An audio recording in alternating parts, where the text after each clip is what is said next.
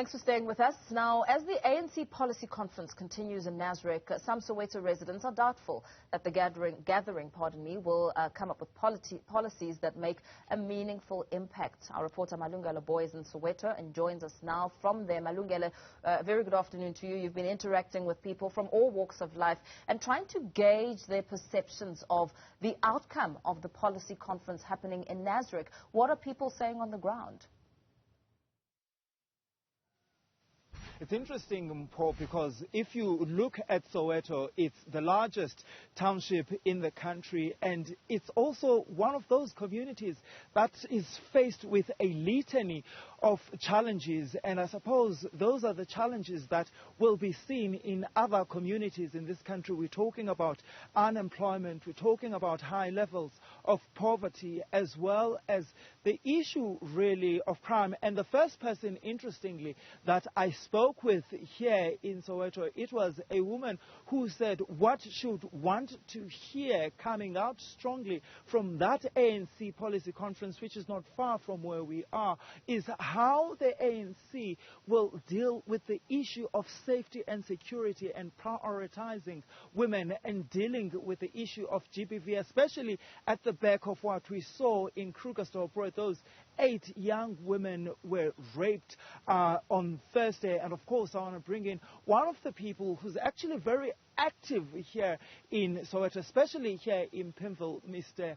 Malebo. Thank you so much, sir, for your time. I mean, as I was saying, Tumpo, that there's a conference, ANC policy conference, that is taking place not far from where we are. And we must be honest and say that part of the discussions that are taking place and the decisions that will be taken there are likely to be implemented by government. That's if the ANC really does gain power in 2020, after the 2024 national government elections. Do you have any hopes as a young person and an activist that stays here in Soweto that perhaps, you know, the outcomes of whatever will be discussed there will make a meaningful contribution to your life and also to this community? Good afternoon, Malungelo. Good afternoon to the viewers.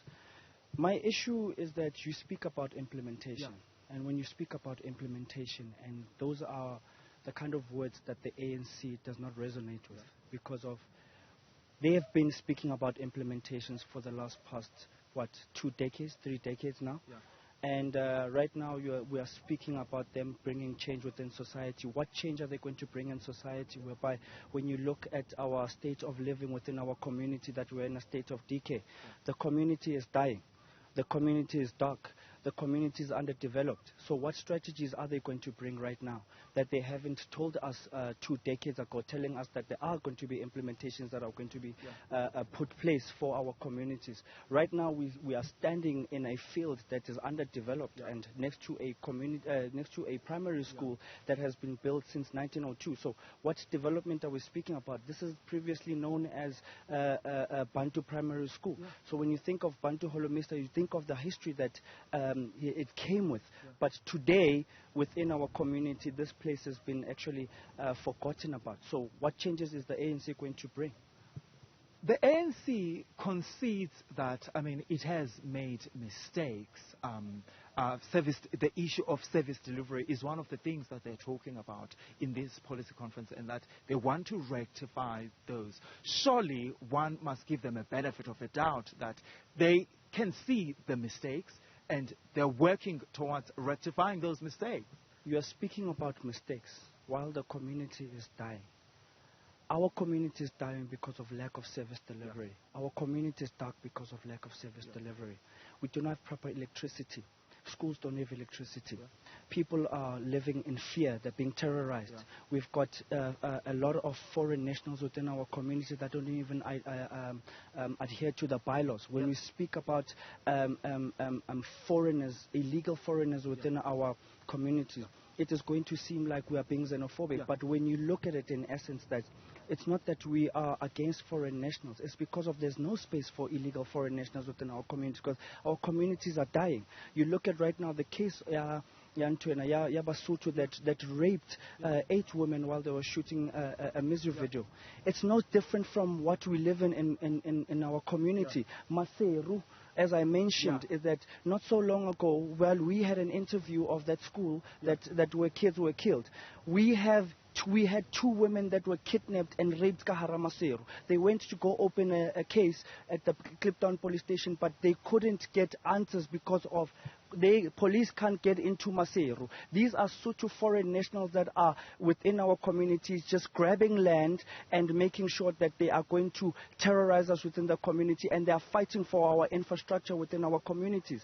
So you don't believe that anything good will come out of that policy conference? I'm battling to believe that. I really doubt, because why are they mum with what's going on within our communities? How many times have we mentioned that our borders are open? How many times have we mentioned that schools are being killed? Kids are killing each other in schools. We've got foreigners that are killing us within our communities. We've got a lot of informal settlements. We've got foreigners that are fighting for our infrastructure, but they are mum about it. Why are they mum about it? So now, because of there's a conference now, they feel that they're going to come up with solutions. They feel that they're going to come up with tangible solutions. When we speak about tangible solutions, we've got lack of proper facilities within our communities. We've got clinics that are underdeveloped within our communities. Municipal laws are not being adhered to within our communities. And I live in a community, in a ward that is ANC-led, and no change has been done besides squandering resources.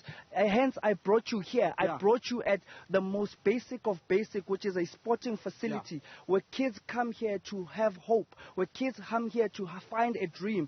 But how are they going to find a dream in an underdeveloped community? I've got to say this. I must interject, though, because the ANC will say it has done well in improving the lives of many black South Africans. They're going to talk about access to healthcare service, access to free education, and that most they've been able to provide NSFAS for university students who in the past would have not had that opportunity. At least let's give them credit for that.